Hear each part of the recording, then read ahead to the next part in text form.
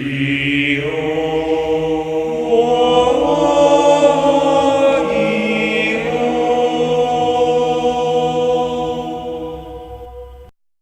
YouTube. This is the Danny from TheSonicDucks, and I'll be profiling my True Draco Invoke deck thanks to the new September ban list.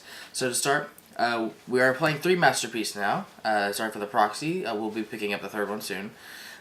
We play 3 now because we were originally playing 2, but now with the hits to the ban list, we are actually going to just bump it up to 3.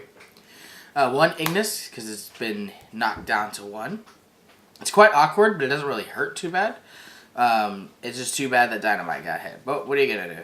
1 Majesty. So Majesty is okay, I guess. She's best at kind of 1. She basically searches for any in the Draco cards.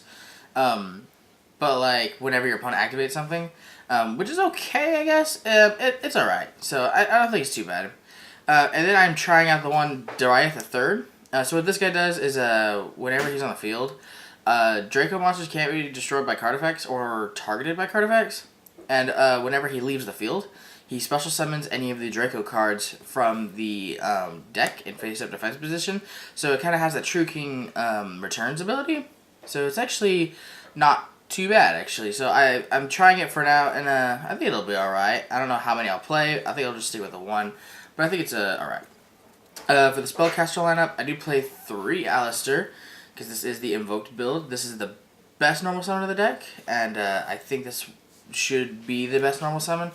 And we do play 1 Magician of Prophecy. He's not that great of a normal summon, because it takes up the spot for the Invoker, but it's really just kind of an extra normal summon if you don't have anything else, and also it searches for the Spellbook engine, so it's pretty good. And for hand traps, I decided to go with mostly light hand traps for the invoked stuff. So I do play 3 Ghost Ogre, but you can replace these with Ashes if you so choose. I just choose Ghost Ogre because it's a light. Same reason I play 2 Veiler. And also I think this deck is going to be a lot more played in the future. So I think Veiler is going to be a lot more useful now. And also it's a light. And then 1 Maxx C because we can only play 1. That's the monster lineup. It's a pretty small one compared to the most decks I play. For the spells, I do play 3 Draco Heritage. I'm so glad this did not get hit on the ban list. This is like probably one of the best spells in the entire deck. A lot just basically can become a Pot of Greed and extra normal summon and just everything you really need it to be. And I bumped Dracophoenix up to 3 as well. Reason being is because, you know, we lost a bunch of our more important monsters, so being able to use this to just recycle them back as well as just be an extra normal summon is super important. I do play the 1 Diagram. I have this coming in the mail thanks to our friend Darren. It just hasn't arrived yet, so that's what I'm waiting for. You could obviously play this at 3 because we still have it. It's just I'm probably only ever going to have just 1, so I just played 1 myself. But you could easily play this at 3 if you want and just make some changes as you like. 2 Magical Meltdowns because the Invoked engine is super good, but the field spell is only good some of the time. So I would only recommend like 2 myself. I only played 2 Terraforming. I haven't really seen the need for 3, but if you so chose to play 3 Diagram, you could easily bump this up to 3 if you wish. I just haven't felt the need for 3 myself. 1 Invocation. You could easily bump this up to 2 if you want, but 1 has just been perfectly fine. It's recyclable, and you know I play around my Pot of Desire, so I don't banish it. So the 1 is just perfectly fine, and it doesn't clog. For the draw cards, I do play 2 Spellbook of Knowledge and 2 Spellbook of Secrets. This is pretty standard, I'd say. You could play 3 Spellbook of Knowledge if you want, but 2 and 2 has been working perfectly fine for me. I never see them too much, and I see them just the right amount when I need them. And I played 2 Pot of Desires. I don't really see the need for 3 in this deck, especially since, you know, a lot of our Draco cards were hit to 1 or banned, besides Masterpiece. But, you know, playing 3 Masterpiece definitely makes this thing a lot less hurtful. So that's the spell lineup, pretty decent size. Now the traps is where we get a little bit interesting, that I decided to make a few changes. So we only have 1 True King's Return now, which is, it hurts because this is probably the best trap in the deck, but it's okay because we learned to play around it. And 3 Draco Apocalypse. This is a super important card to the deck as well. Being able to set this and being able to just use it on your opponent's turn to get an extra normal summon, as well as cut their attacks and stuff in half was pretty good, but obviously True King's Return was better.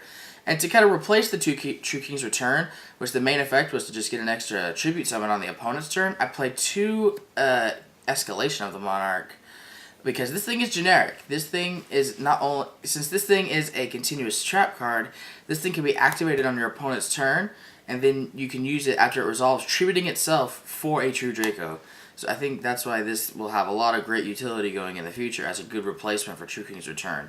Yeah, it doesn't destroy any monsters like we would like it to do, and it's not searchable, but I think it's a good replacement for the True King's Return to just allow us to have more traps that give us extra tribute summons. That's it for the main deck. It's 40 cards. For the extra deck, I do play 2 Mechabas. I just don't have the second one right now. Basically, this is probably the best extra deck monster. You'll probably mostly only ever be going into this. But we do have other options. The Invoked Elysium, basically just a big board clearer for the invoked cards. Becomes anything you want it to be, but I never really make it. Invoked Caliga. Caliga's not that great. You can make him with like 2 Aleisters if you need to, but you almost never make it. 2 Raidjin. We play Majesty in the extra deck, and also Wind Witch Invoke is probably going to be still pretty good. So this card is still pretty good. I don't make it that often. Talk to Cocytus. I like Cocytus a lot, just because he's immune to card effects and can attack in defense position. But once again, you don't make him that often, especially since Dynamite's banned. You probably won't make him that often as you'd like. 2 Magellanica, now that Zoo is banned. This is definitely a lot less as good. Not as good as the other ones, but, we can still technically make it with Maxx C, or if the opponent is playing Earth or something. It's still not too bad. 2 Purgatrio, we can make this still because we have a few fires in the deck, but dinosaurs are less prevalent now. So being able to make this as often is not as good, but it's still a decent card in the extra deck. And then for the rank 4s, it don't matter as much. Direwolf, Dweller, Castel. These can be kind of whatever you want them to be. Just this deck used to be able to make 6s, but now it kind of can't since Dynamite's banned. So these are just kind of whatever. So that was my Draco Invoke deck. I really enjoy this deck a lot. The artwork is really, really nice, and I really like the concept of being able to tribute summon spells and traps, because Monarchs are one of my favorite decks to play these days. And it really kind of sucks what happened to dinosaurs. I will hopefully try and fix that deck up in the future, because that was my favorite meta deck of recent, but now this is kind of taking its place. I did a few test hands with the new cards, and it's actually still pretty good. Like, I think this is still going to be the strongest deck going into this next format, next to ABC, and when Spiral Double Helix comes out, I think that'll be the 3rd best deck definitely going forward. But this will probably still be the best deck for a while, and I definitely think it's a lot of fun to play. And you could always change it up. This is just kind of a draft that has been working for me, and I think the deck is still really, really strong. So, thank you very much.